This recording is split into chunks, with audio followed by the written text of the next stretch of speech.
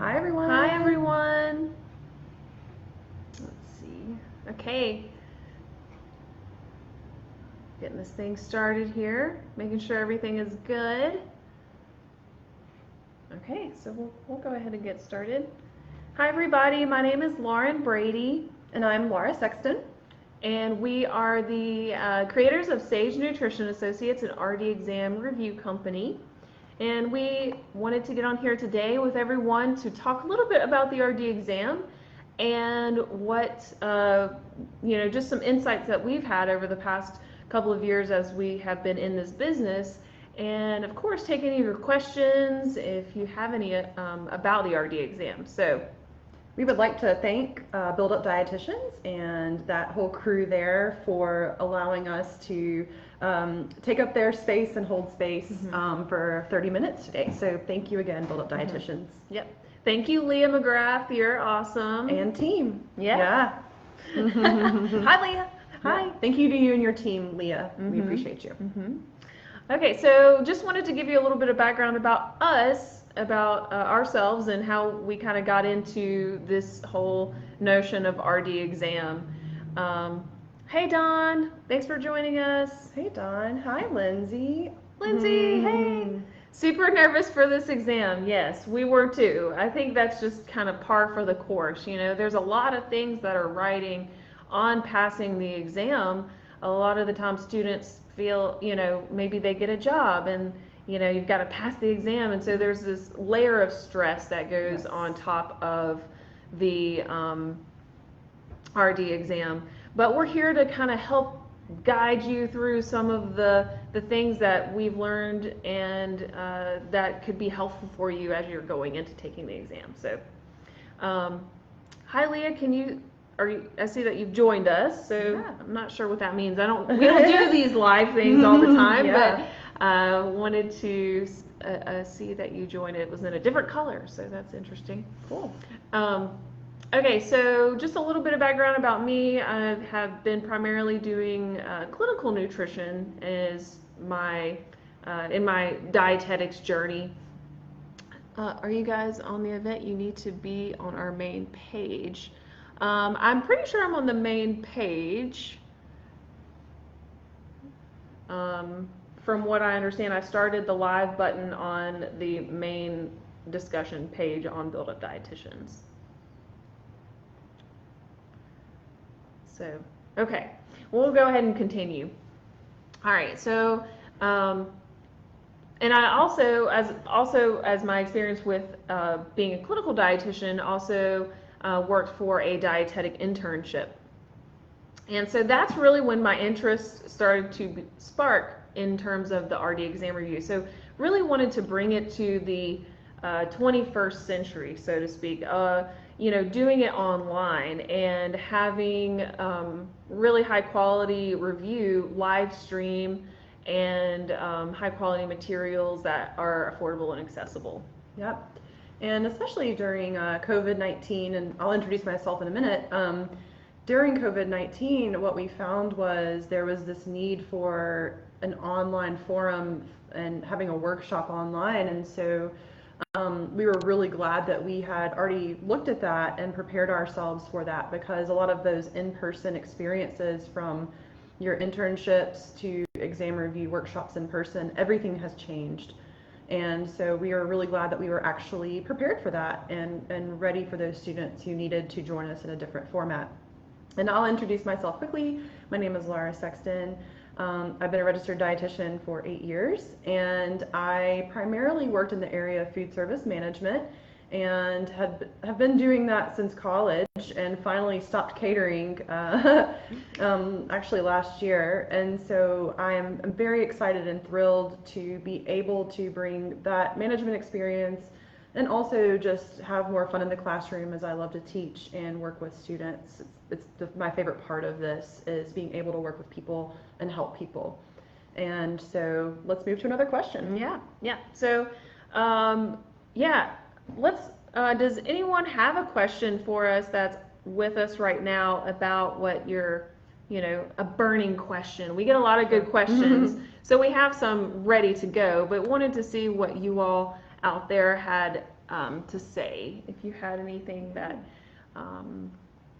maybe was on the top of your mind, or that, you know, okay, so we'll just go ahead and answer a question that we get a lot. So we've got a list here. So what are some tips for studying for the RD exam? That's probably one of the #1 questions that we get. And pretty much our #1 tip for studying for the RD exam is giving yourself enough time to study, ensuring that you have plenty of time. You give yourself time. This is a standardized test, and for the most part, you're going to get what you give, essentially. So if you don't study a lot, maybe your test score won't be as high. So from the research that we've done, when you're taking a standardized exam, it correlates with the time your test score actually correlates with the time that you spend studying. So make sure that you're also considering your life events. What is going on in your life at the current moment? And during this time in your life, you're probably experiencing changes, a lot of changes. Maybe you're getting married, maybe you are moving, maybe you are going into a master's program, maybe you're starting a new job. Yeah, there's a lot that goes on, and if you don't factor that in and make that a priority, then your studying time can really diminish. And that's what we find is there's that plan to take the RD exam maybe in 3 months, but during those 3 months, you may actually have a lot of commitments. So it's good to plan first for the exam, then that will reveal how much time you have for commitments, instead of making the commitments first and then trying to plug in your studying time. This is an absolute priority. And yeah, Dawn, your daughter is a registered dietitian in Oklahoma.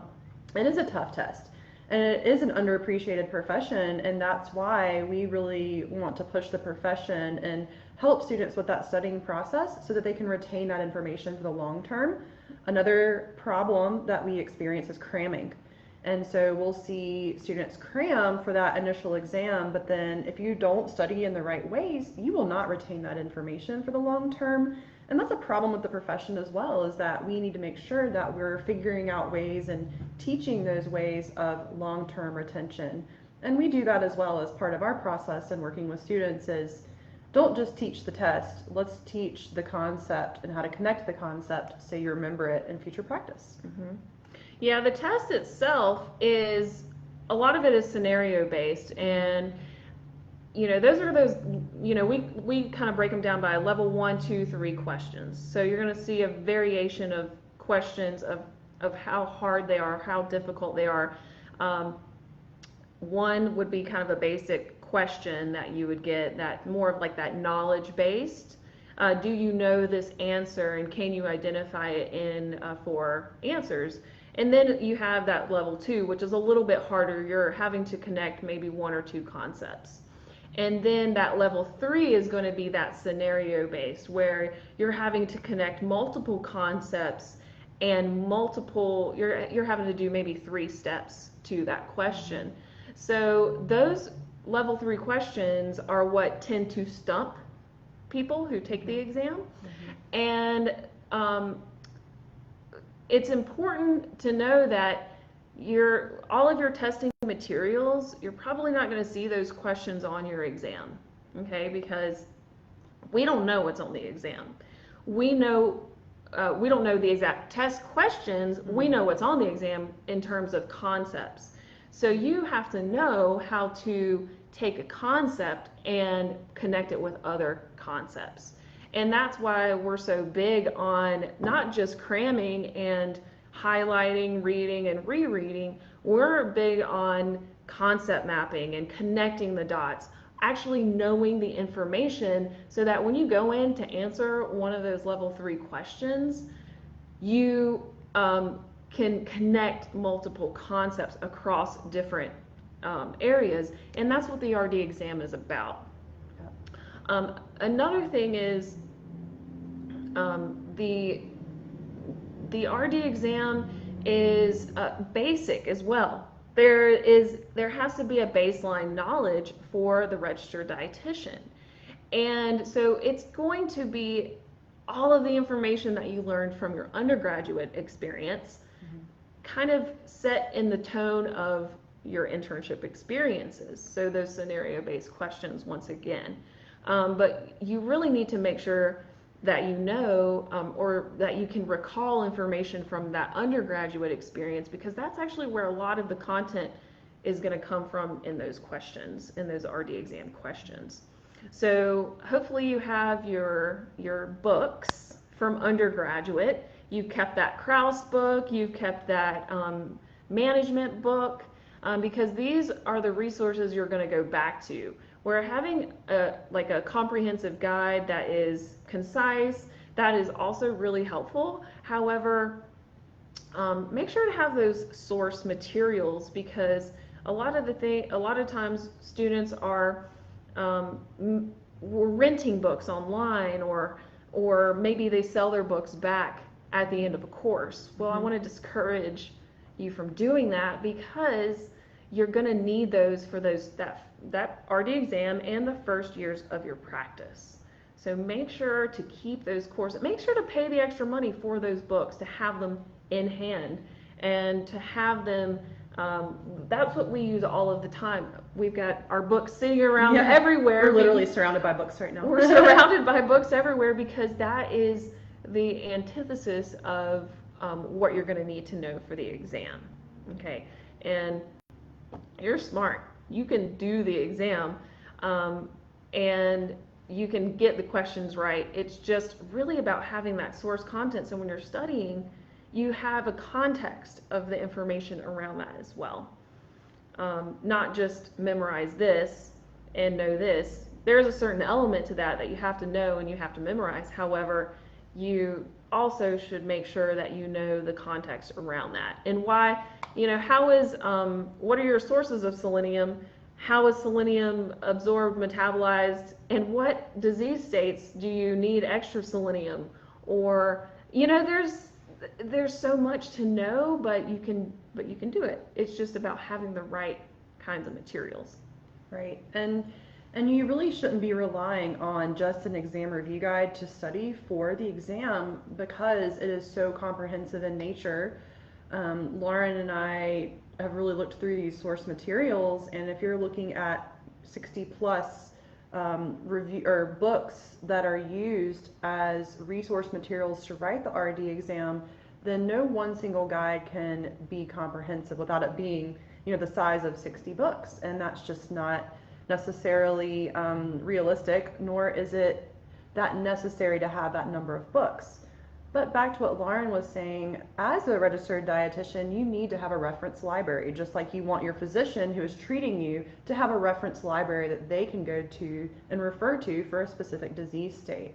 And what we found with the digitizing of textbooks, with the digitizing of almost everything, is that no one has access to that all of the time. It might be limited access, 6 months, a year, and that will not serve you in your years of practice. If you don't have that source material, how are you able to treat a patient effectively?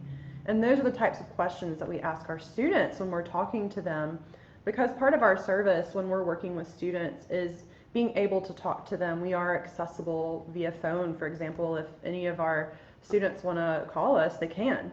And that's what we ask is, what do you have? What are you working with? And shockingly, we find that they do not have textbooks. And I would dare say that they're not going to perform as well on the exam or in their future practice if they don't have those reference materials.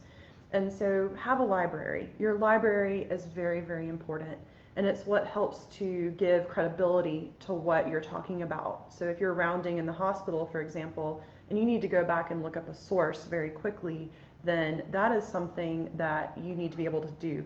And it's not online. Not everything is online either, nor are the sources online validated sources. Just because you Google selenium doesn't mean that you're going to get the correct answer about selenium every time, unless you're going through that credible resource.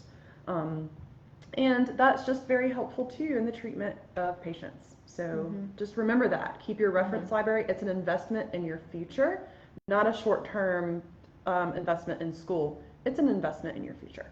Right, because just think about your experiences back in undergraduate. Did you read that text? Did you really go read through that textbook line by line, chapter by chapter? Some of you did, and you're very smart for doing that. But you know, a lot of us are looking through those textbooks trying to find the answers that we're looking for, where we really should be reading and digesting that information early on. Yeah, exactly. So some study tips, like some study, how to actually study. So this is another area where we see students struggling, is how they're actually studying. And we really discourage the kind of get by stuff, right? The stuff that we did, maybe some poor study habits where we're using the find function of the book to look for keywords. We really, like I said, go back to digesting and really understanding that material early on in your career. That is going to really affect your ability to answer these questions. So try not to take the shortcuts when it comes to your academic studies, and really work on your academic studies. This is an intensive course, you know, that you're going to become a dietitian, in terms of your chemistry, your physiology, medical nutrition therapy, and these taking shortcuts in any of these areas is going to negatively affect you later on. So make sure to do your due diligence and study. One of the study methods we really like is we encourage daily study, even for 25 minutes, and that's called that chunking method. Taking 25 minutes a day, every day, and studying just a little bit of information. And this can, it kind of goes back to that, how much can your brain actually retain in one study session? Try not to do these 8 to 10 hour study sessions throughout the day, because when you're cramming in so much information, what's going to happen to your brain? You're going to go into this kind of overload, right? And are you really going to remember what you studied early? 8 hours, you know, 8 hours a day. So take the 25 minutes a day and do it every day instead of all day on a Saturday or all day on a Sunday. Make that a part of your daily routine, something that you can easily fit into, and then it kind of takes the overwhelming feeling from studying out. So just commit to 25 minutes a day of studying. One little small chunk of information. And another tip is to not study the things that you know very well. So if you know how to do an EN and PN calculation, don't study that. If you don't know your management, your functions of management and what you would do, that's what you need to study. If you need to really go over some of the, if you need to really figure out how to do a break-even analysis calculation, spend time on that. If you did a diabetes rotation, you're really good at diabetes and you know all the medications, don't study that. Study the things that you don't know very well. And that brings up the conversation around making a flashcard, for example. And instead of buying pre-made flashcards, making your own. Making flashcards is actually part of that studying process, and one that a lot of students don't put a lot of weight on. And what you can do is, if you put all of those concepts down, even if it's the diabetes concept or something that you're very familiar with, you can always remove that flashcard from the stack and revisit it maybe a little bit more close to the exam, just to make sure that that's a long-term piece of knowledge that's in your brain. Because there's going to be short-term things that you've memorized for the short term and things that you've memorized for the long term. And if you do not revisit those continuously, especially those concepts that you really haven't nailed down, then it's going to show and reflect on the RD exam. And we've really found that, especially in the rotations, that you get a lot of clinical experience in MNT. There's a lot of really good resources and books. Students tend to hang on to Krause. But when it comes to management, You often may not get that experience of being able to balance a budget or project a budget, for example, or look at a break-even analysis for your individual unit that you're working in. Often what we're doing is we're doing more of the hands-on, where maybe we might be in the kitchen, we might be dishing up peaches, for example. We might be going to patient floors and doing menu kind of diet tech work. And so if we don't get that management experience, it removes us very far from the theory of management. And that tends to be a weaker area for our dietetic interns, is if they haven't really experienced it, then they don't know it. So that's where you really need to study and spend your time studying, even if you don't know it. We tend to gravitate towards the things that we know because it makes us feel comfortable. But the more you get uncomfortable with studying and really tackle those concepts, then that can help reduce anxiety when you go to take that exam. Get rid of the anxiety first, help reduce it, and you do that by studying. That's what builds confidence. Not saying, I'm going to be confident.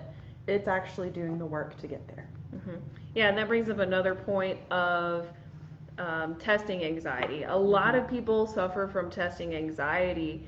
And just think, if you're one of those people that does suffer from testing anxiety, what is the source of your anxiety? Just think about it. Is it actually being in the room and testing? Is it thinking you're going to get a question that you haven't seen before and you're not going to be able to answer it, and then it gets you all flustered and you can't think straight after that? What is it that actually causes an issue for you and provides that anxiety? Oftentimes it's a lack of preparation. Oftentimes it's you're building up things in your mind that may not even be true. So finding the source of that anxiety and figuring out how to attack that. If it is I don't feel comfortable in a testing center, well, go visit the testing center before you take your exam. Go sit in the lobby. Go get a sense of what it's like to actually be in the test. Do some simulations. Do some visualizations. And that can help to reduce anxiety. If you're already putting yourself in that place, when it actually comes to taking that test, it can help greatly reduce that anxiety.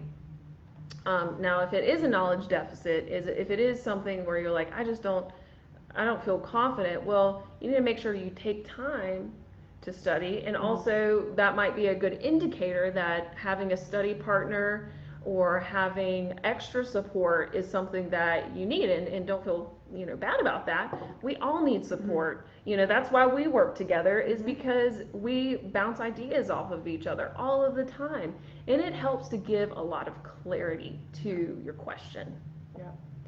And I'll just address anxiety from another level, is that if it is a repeated continuous issue, going the therapeutic route or seeking out some therapy or coaching is not a bad idea either. A lot of times when you're in this unique position of transitioning out of school, you could be in there for 4 to 6 years. There's a lot of life events, there are a lot of changes. Sometimes you need additional support beyond family or friends, and you need help reaching or achieving certain goals. And there's nothing wrong with addressing the mental health piece, especially before you get into those first years of practice. And sometimes it's just more than having anxiety about taking a test. It could be just truly having a lot of anxiety about life. And we see a lot of that with our students. We just, we get on the phone with them, and there's so much going on that they have a hard time just focusing, making that to-do list, tackling other aspects of their life, like having families. There's other things going on just besides school, and we know that 100%. We are very familiar with our student population, where they're coming from. They're very non-traditional students. They're traditional students. And there are students who may be, for the first time, coming back to this material after 10 to 15 years. So it's not just that straight out of college or undergrad or graduate school student. We have folks who are coming back to the profession after not being in it for many years. So you really have to gauge where you are in this process as well, and not compare yourself, which reaches another point. Be careful with social media. We love social media. It's a wonderful platform. But if you're seeing your fellow peers acing that exam and passing and creating pictures, and you're in that place where you're not achieving the success that you want to achieve, or you haven't passed maybe that first time, it's okay to take a break and unfollow those people for a while and really focus on what you need to do, because it can be a really big hit when you see everyone around you passing that exam and maybe you're not there yet. So it's really counterproductive if you continue to look at that and really not work on that self-improvement, utilizing that time appropriately. Yeah, Tim Ferriss coined this term in the 4-Hour Workweek book. It's called the low information diet as well. Like, it's on the same thread of trying to take in less information from that isn't really relative to your goals that you're trying to achieve. Try to focus in on what you're really trying to do, which, if you're trying to pass this exam, that needs to be the center of your attention. You've got to have that eye of the tiger, and nothing else kind of matters. You've got to really prioritize yourself above the needs of others sometimes, to make it happen for yourself. So low information diet. Also, there's so much crap out there. We just need to cut it off, cut off the constant stream of maybe some negativity, or just the media in general that can cause anxiety as well, and could negatively affect your mind place where you're at that particular time. So yeah, so for example, it might be better to check the news at the end of the day instead of the beginning of the day, because that can, it always leads to another story or looking more deeply into something else. And like with COVID-19, for example, you can update yourself, but maybe it's not first thing in the morning prior to when you study. Maybe you study first, you really focus on yourself, and then you look at news and other forms of media. It just helps you to focus and get the additional noise out of the brain. There's a lot of noise, especially right now with COVID-19. There's a lot of distraction, there's a lot of sadness, fear, and when you take that with you into your studying or to the RD exam, it can really affect you and can affect your score. Absolutely, absolutely. So let's talk about passing a little bit. So yeah, we got about 2 minutes left. So just wanted to quickly touch on this particular topic. So about 80% is the national average pass rate for the RD exam for the first time. So you have an 80% chance of passing for the first time, which is great, right? And then the other 20% are 1, 2, 3 times half. So 80% of you will pass on the first time. So that's good. Now let's say that you're in that 20% that you take it the first time and you don't pass. What do? The primary thing that you need to do is figure out what went wrong. Okay, why did you not get a passing score? When I ask this to students that I talk to, they go, okay, well, the same kind of themes run through. It's they didn't study enough. Okay, so they were getting married, they were moving, they were starting a new job, and studying wasn't at the top of their priority list, and they went ahead and took the test anyway. Well, they just weren't ready. They didn't spend the time they needed to really refresh on those materials.